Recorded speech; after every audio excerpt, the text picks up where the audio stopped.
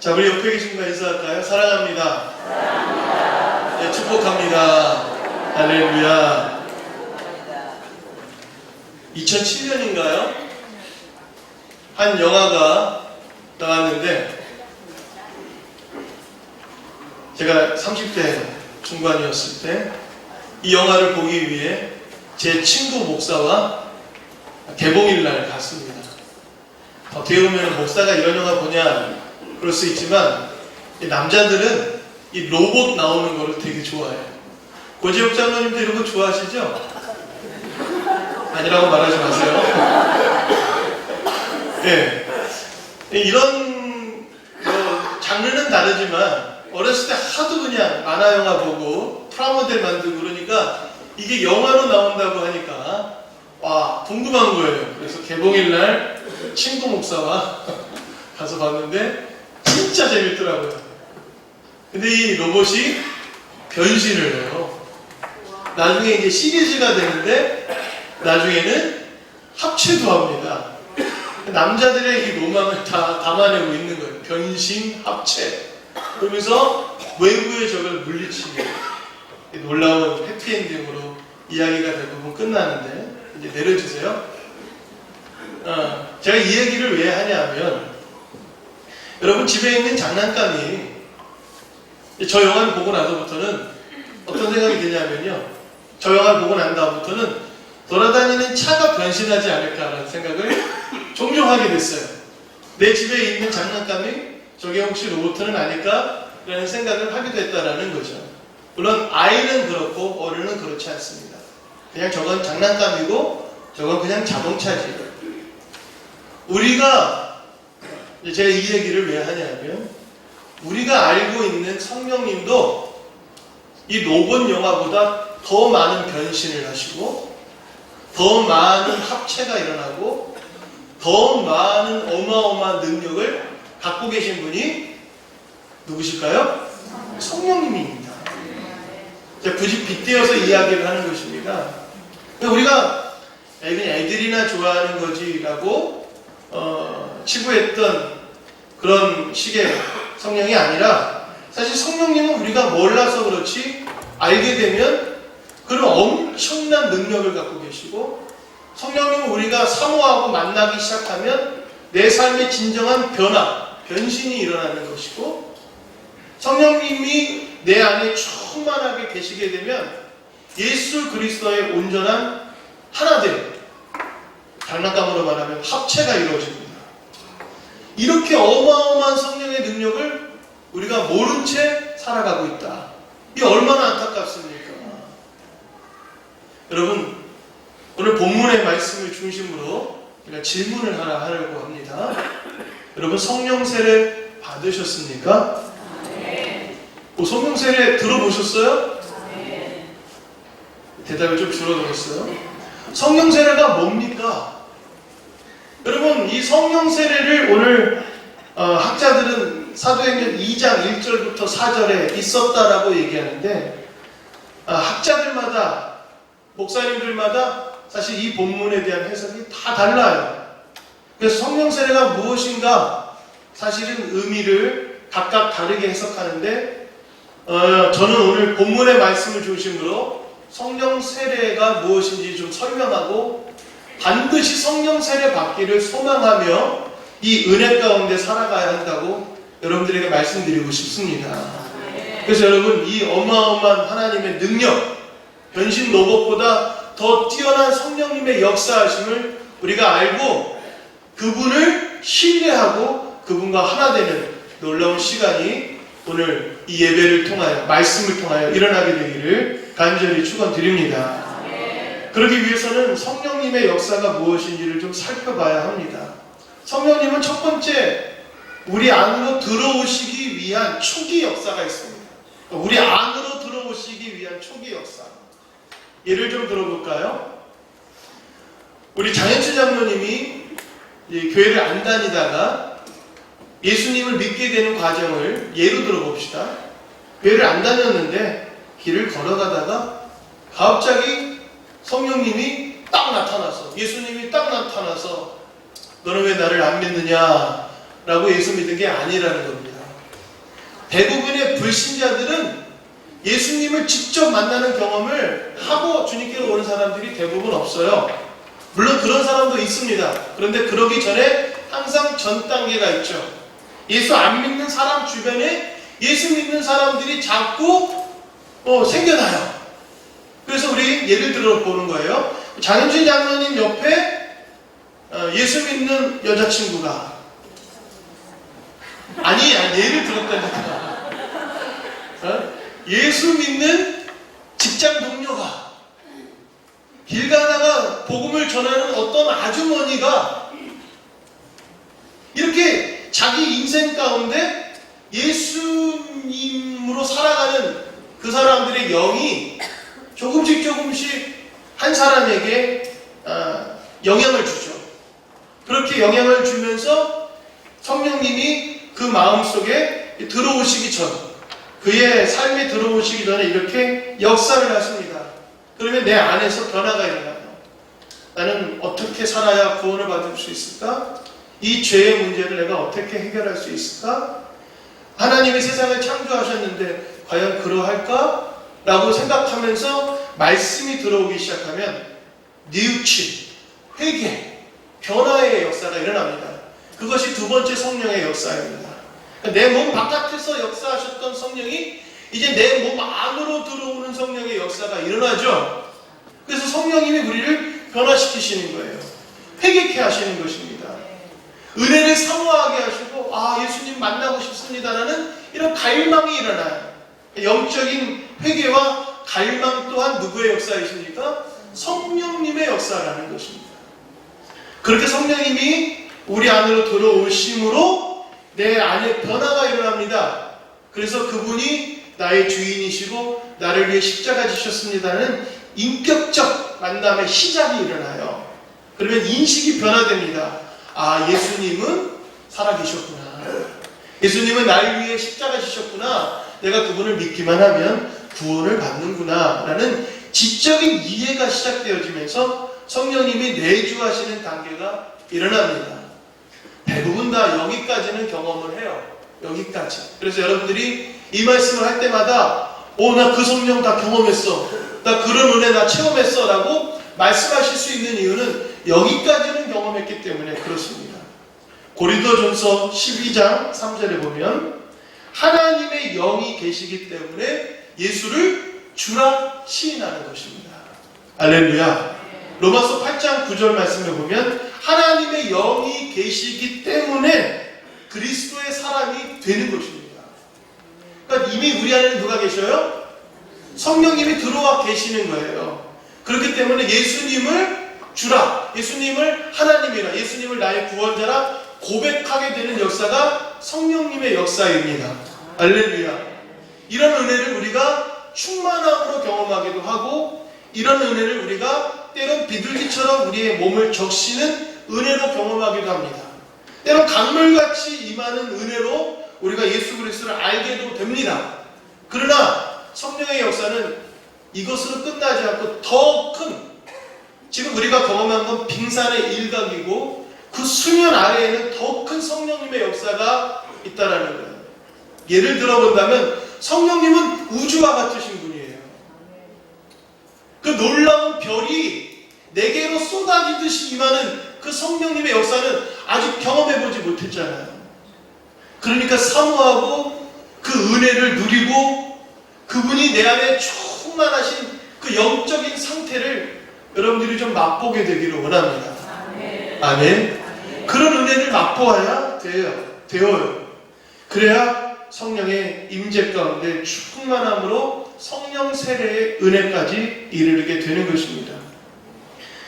구약에 보면 다윗도 성령을 받았습니다. 그래서 이렇게 고백하죠. 시편 51편에 나를 주 앞에서 쫓아내지 마시며 주의 성령을 내게서 거두지 마소서. 이미 성령님이 그 안에 계셨어요. 그렇죠?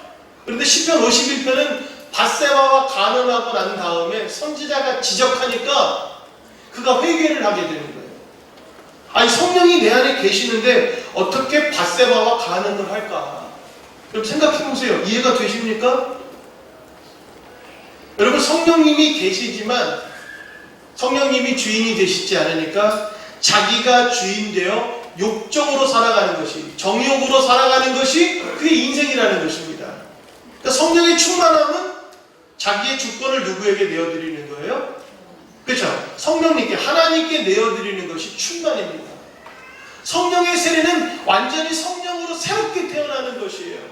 그래서 죄의 악한 본성을 이기는, 죄의 유혹에서 좀 자유함을 얻는 새 사람으로 완전히 변화되는 은총이 성령 세례 안에 있다라고 말한다면 이 성령을 여러분들이 구하셔야 할 줄로 믿습니다. 구약에 보면 열왕기 하에 엘리사가 엘리야에게 부탁을 합니다. 당신이 하늘로 올라가시는 것을 성령님이, 하나님이 알게 하셨어요. 제자들에게도 알게 하셨고 엘리사와 엘리야에게도 알게 하셨습니다. 그때 엘리사가 구합니다. 당신의 성령이 하시는 역사가 갑절이나 내게 임하기를 원합니다. 지금 엘리사는 엘리야에게 임하였던 성령의 역사를 갑절이나 구하고 있는 거예요. 이미 구약시대에도 성령은 역사하셨습니다. 할렐루야. 성령은 각 사람에게 임하셔서 하나님의 크신 일들을 이루어가게 하셨어요. 그러나 지금 예수 그리스도를 통하여서 성령은 또 다른 하나님으로서 우리에게 다가오시는, 어마어마하게 크신 분으로 다가오시는, 인격적인 하나님으로 다가오시는 역사를 준비하고 있다는 거예요. 예수님이 태어나실 때에도 성령으로 잉태되었습니다.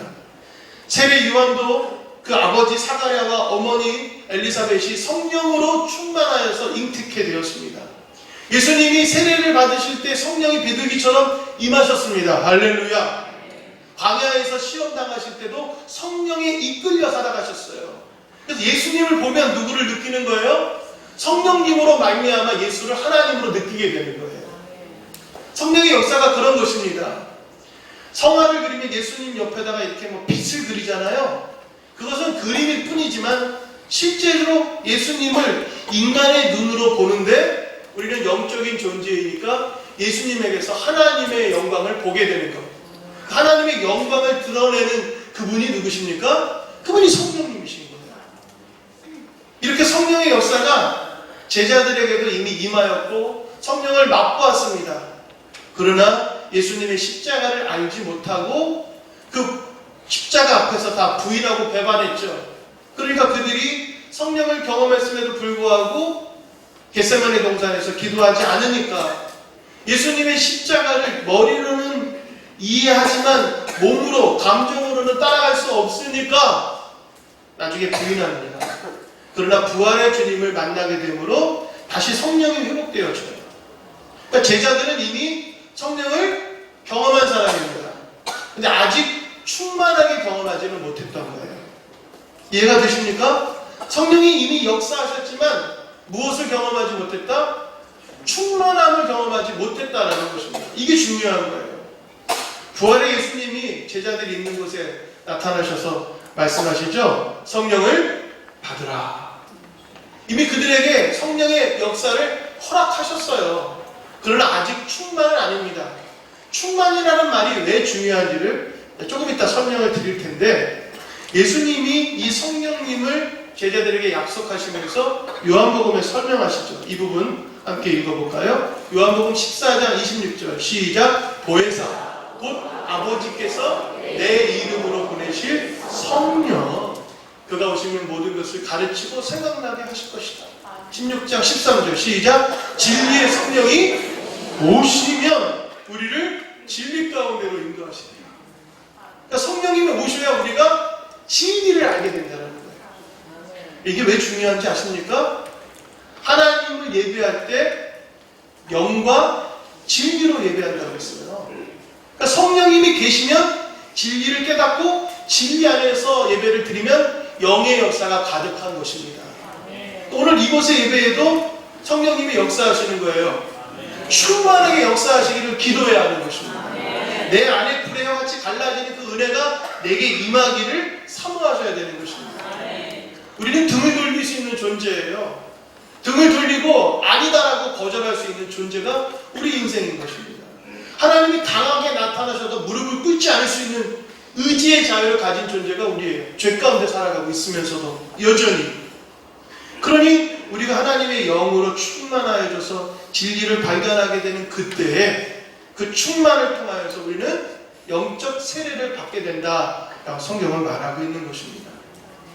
예수님이 성령 받으라 말씀하셨던 그 성령, 세례 요한이 이렇게 말했죠. 나는 물로 세례를 주지만 내 뒤에 오시는 그분은 성령으로 불로써 세례를 주시리라. 할렐루야.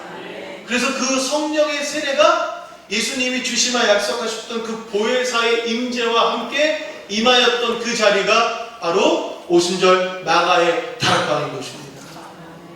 그날을 기억하며 오늘 예배를 드리는 거예요.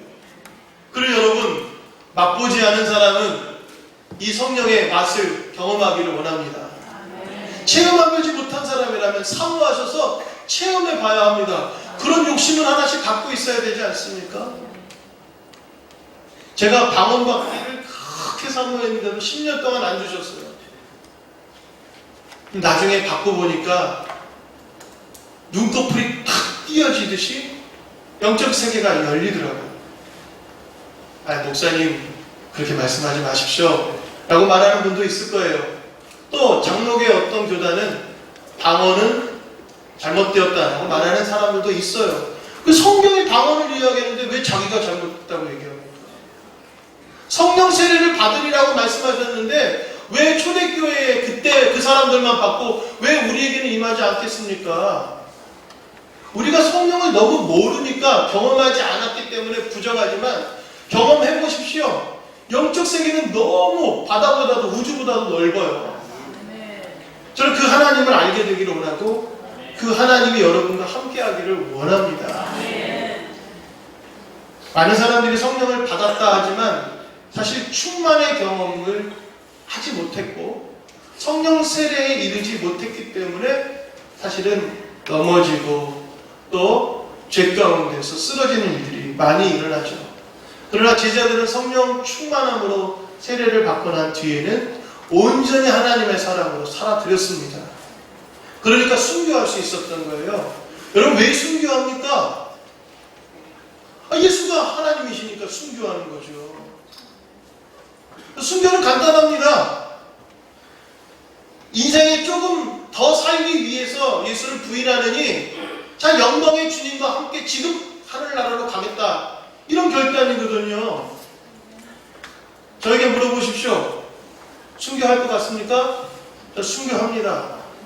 왜냐면 주님 보이니까, 난 주님 느끼니까, 난 주님이 하나님의 아들이시고 세상의 구원자 되시면 나는 아니까.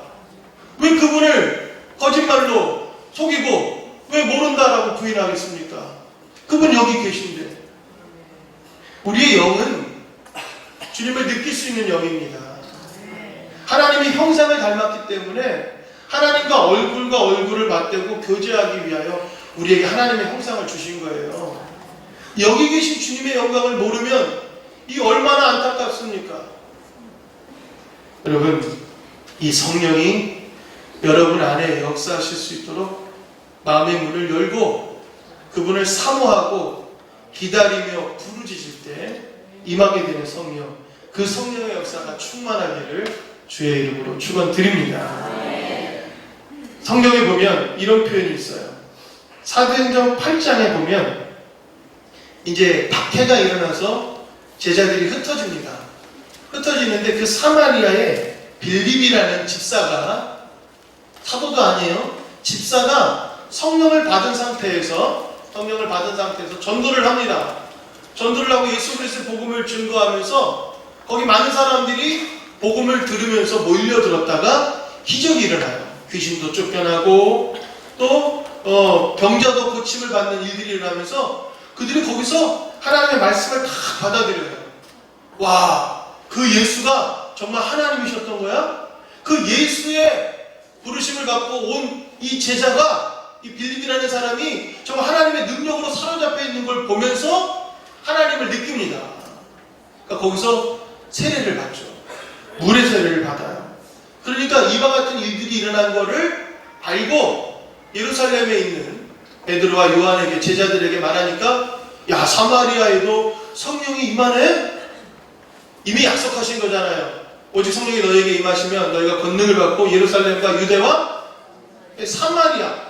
와, 말씀대로 되어주는구나. 사마리아 사람들에게도 주의 성령을 허락하셨구나. 그러니까 저들이 물의 세례를 받는구나.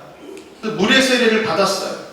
그러고 나서 그들이 내려가서 성령 받기를 기도합니다. 그러니까 그들이 예수님께로 돌아온 건 누구의 역사이십니까? 성령님의 역사, 이미 역사하신 거예요. 그래서 물의 세례를 받았습니다. 그러면 끝이어야 되잖아요. 끝이 아니라는 얘기입니다.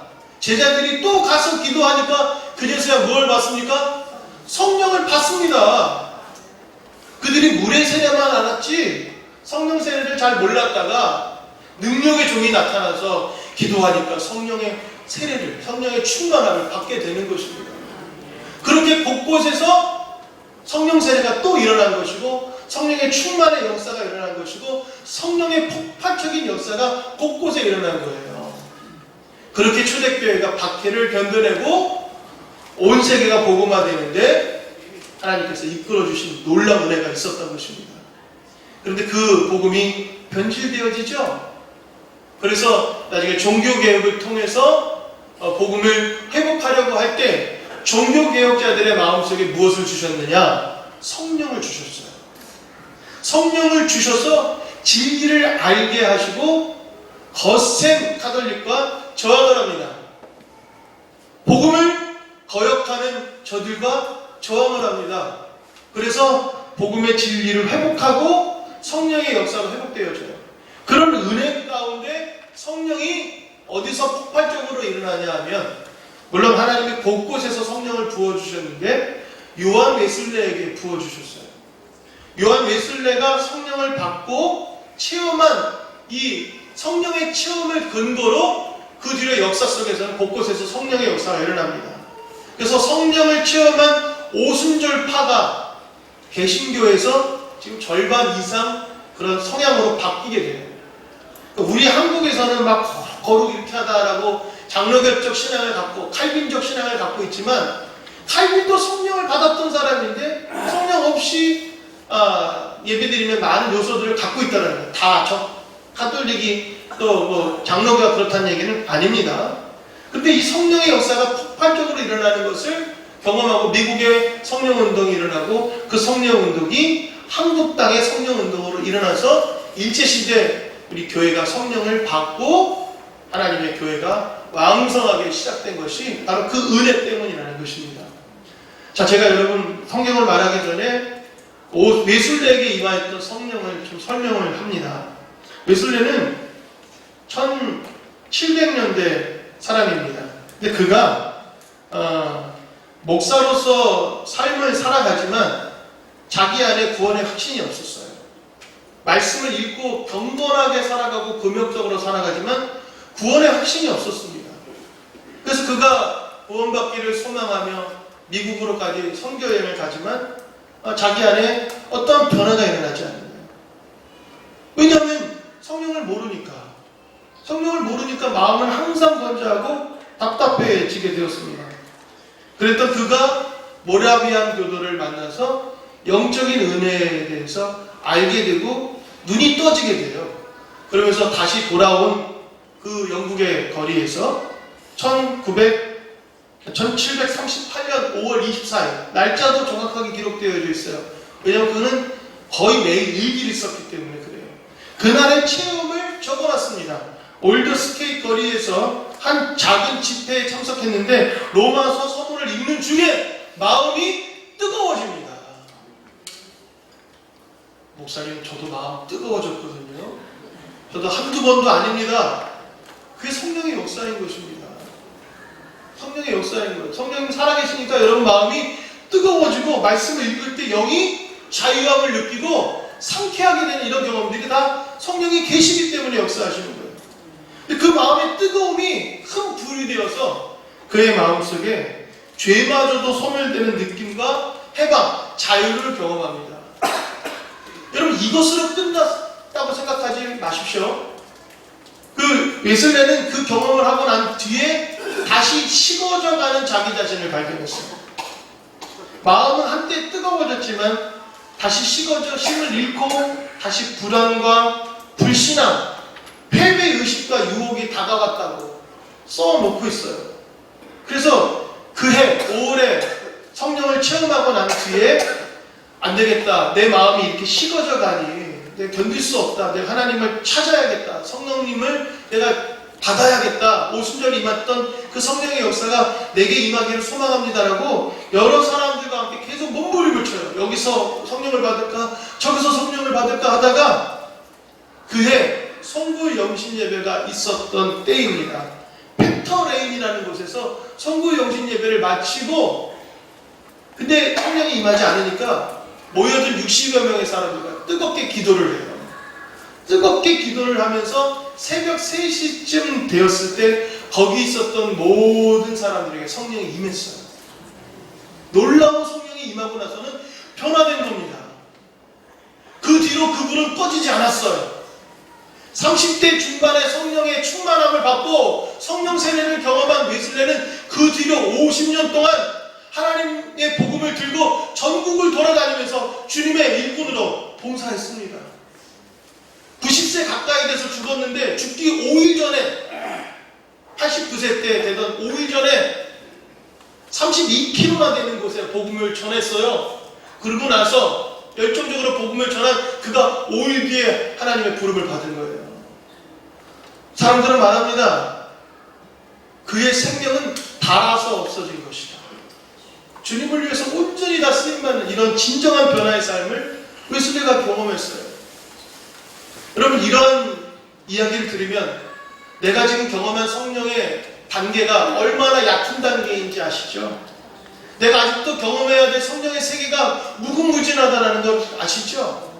왜 방언이나 어떠한 은사나 뭐 이런 신비적인 것들에 대한 거부감으로 성령 본질을 왜 우리가 받아들이지 못합니까?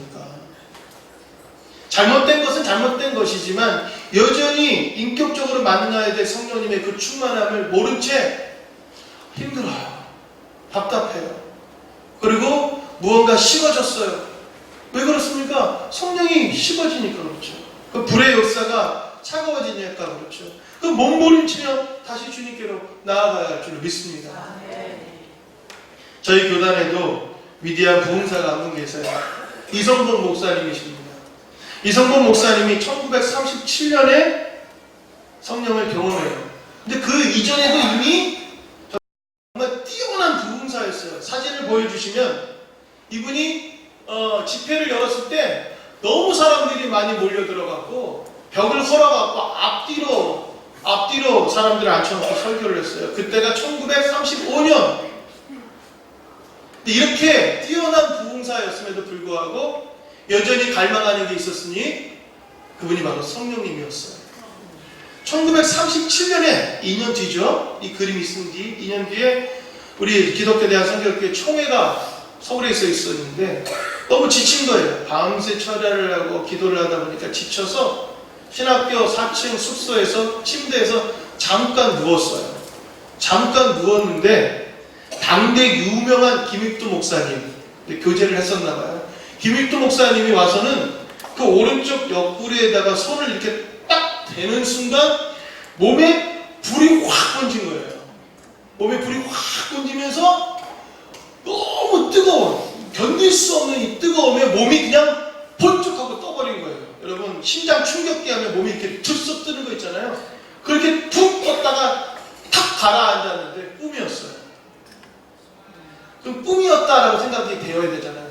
근데 여전히 몸은 뜨거운 거예요. 여전히 몸에는 불이 일어나고 온몸은 식은땀으로 쫙 흘렀는데 내 안에 성령님이 계시다라는 것을 온전히 느끼게 돼요. 그러고 나서부터 집회를 할 때마다 회개의 역사가 일어났어요. 성결교뿐만 아니라 위대한 부흥사니까 각 교단마다 다 돌아다니면서 일제시대 정말 소망이 없었을 때 하나님이 그 영혼들을 불쌍히 여기사 한 위대한 종을 들어서 회개케 하시고 천국의 소망을 갖게 하시고 구원받게 하신 거예요. 저희 교회도 그렇게 역사 속에서 살아있는 거예요. 여러분, 이런 성령 저는 너무 사모합니다. 목소리를 더 크게 부르짖어서 구할 수 있는 것이라면 내 목이 터지더라도 바꾸고 싶은 성령입니다. 근데 여러분, 정말 갈망해야 합니다. 그 은혜를 사모해야 합니다. 매일매일 기도하고 말씀 보고 예배의 자리에서 성령님을 사모할 때 그분이 내게 오시는 거예요. 여러분, 충만이라는 단어가 오늘 사도행전 2장에 나와 있는데요, 이 단어를 연구할 때마다 정말 놀랍습니다. 이 충만은 뭐냐면요, 채워져 가는 거예요. 채워져 가는 거예요. 무엇으로 채워져 가냐면 시간으로 채워져 가더라고요. 오순절 성령이 임할 때까지 우리 제자들은 흩어질 수 있는 유혹이 있었어요. 포기하고 싶은 시간들이 있었습니다. 근데 그 시간을 끝까지 붙잡고 성령님께 기도합니다. 열흘 정도 기도했다고 보는데, 첫째 날 성령을 받았는데 거기 만족하지 않은 거예요. 다음날 더 뜨겁게 기도했더니 더 큰 성령을 받은 거예요. 더 큰 감동이 있었던 겁니다. 그렇게 열흘을 기도한 거예요. 그랬더니 열흘째 되는 날 넘쳐난 거죠. 내 안에, 우리 공간 안에 넘쳐나는 성령을 시간의 개념으로 채워가는 겁니다. 두 번째로는 공간의 개념으로 채워갔어요. 공간. 거기 120명의 사람들이 마가의 다락방에 모였는데, 제가 그 성지순례 때 그 마가의 다락방에 가보니까 저희 교회 한 반만 해요. 저희 교회 반만한 곳입니다. 지금은 이제 이슬람의 사원이 되어버렸는데, 예배 초소가 되어버렸는데, 거기 사람들이 120명이 앉으면 어떻겠습니까? 다닥다닥 붙는 거예요. 여러분, 그런 데서 기도해 보셨습니까? 저 기도해 봤는데 무릎을 꿇을 수밖에 없어요. 어쩔 수 없이 무릎을 꿇어야 면적이 적어지니까 무릎을 꿇는데, 옆 사람이 팔을 휘두르면 그게 다 걸치적거리고, 기도를 하면 다 들리고, 땀 냄새, 옆에서 시끄럽게 기도하는 소리, 기도가 안 돼요. 그런데 안 될 줄 알았던 그곳에서 성령이 역사하시는 거예요. 왜냐하면 그에게 불이 임하니까 그 공간이 어떻게 되는 거예요? 여러분, 저기 구창포 보면은 바닷물을 데워갖고 하는데, 그 바닷물이 차가운 바닷물인데 거기다가 돌덩이, 뜨거운 돌덩이를 하나 딱 던지면 그 물이 어떻게 될까요? 뜨거워져요. 한 사람이 먼저 뜨거움을 경험하니까 그 뜨거운 열기가 이 사람에게, 저 사람에게 경험되어지는 거예요. 그게 공간을 채우는 거예요. 공간을 채우고 시간을 채웁니다. 여기 보면 오순절 날이 이르메라는 단어가 충만이라는 단어와 연관이 있어요. 2절에 온 집에 가득했다라는 단어가 충만이라는 단어입니다. 하나씩 임하였다라는 말이 충만이라는 단어입니다. 한 사람도 빠지지 않았기 때문에 충만이라는 단어예요. 4절, 그들이 다 성령의 충만함을 받습니다. 이렇게 공간을 채우고 시간을 채우고 그들의 마음의 죄악들이 다 벗어지고 난 그 자리에 성령이 임하시는데, 어떻게 임하시는 거예요? 완전하게 임하시는 거예요. 충만하게 임하시는 거예요. 그때 그들이 세례를 받는 겁니다. 완전히 변화되는 거죠. 여러분, 이 은혜를 여러분들이 맛보지 않았기 때문에 모른다 할 수는 있지만, 이 성령의 역사는 반드시 존재합니다. 성결교회는 이 성령의 충만함과 뜨거움으로 살아있는 교단입니다. 저희 교회도 그런 교회여야 할 줄로 믿습니다. 여러분, 이 예배 가운데 하나님의 영이 있고 하나님의 진리가 있다면 성령은 이미 우리 안에서 역사를 시작하셨어요. 그럼 여러분들이 다시 집에 돌아가서 다시 식어버리도록 내버려 두시면 안 되는 거예요. 일주일을 말씀을 붙들고 기도하면서 다음 주 예배 때는 더 뜨거워지고, 그 다음 주 예배 때는 더 뜨거워져서, 그렇게 뜨거움이 충만해지면 그때 성령의 충만한 역사로 변화되어진 일들이 일어나게 될 것입니다. 근데 우리가 돌아가서는 다시 식어지죠. 그 은혜를 맛보고 나서 집에 가서는 다시 또 늘어지죠. 그러니까 계속 엎치락뒤치락 하는 그 낮은 단계의 수준에 머물러 있으니 얼마나 안타깝겠습니까? 이제는 성령님을 사모하셔야 합니다. 성령 강림절을 맞이해서 성령이여 오시옵소서, 성령이여 내게 역사에 주시옵소서. 세들백교회 릭 워렌 목사님의 말을 끝으로 말씀을 마치려고 합니다. 한번 같이 한번 읽어볼까요? 영적 성숙은 자연 발생적인 것이 아니다. 그것은 의도적인 결단이다. 영적으로 성숙해지는 것은 자연스럽게 되는 게 아니라 여러분 의도적인 결단이라는 겁니다. 성숙하기를 원해야 한다는 겁니다. 영적으로 충만해지기를 결단해야 하는 것입니다. 노력해야 합니다. 추구해야 합니다. 제자됨의 과정을 항상 결단으로 이루어드려야 합니다. 오늘 이 성령 강림절에 성령이 여러분 안에서 역사하실 때 성령님을 내가 인격적으로 느끼고 내 안에 내가 느껴질 때 그분을 사모함으로 모셔드려야 합니다. 이전에 받았던 은사를 소멸시키면 안 됩니다. 성령의 역사를 거역하면 안 되는 거예요. 성령님이 여기 계시고 내 안에 역사하시는 것을 충만하게 임할 때까지 사모하고 기다리며 그 은혜를 누리며 진정한 승리의 삶을 살아드리는 여러분들 되시기를 주의 이름으로 축원드립니다. 기도하겠습니다.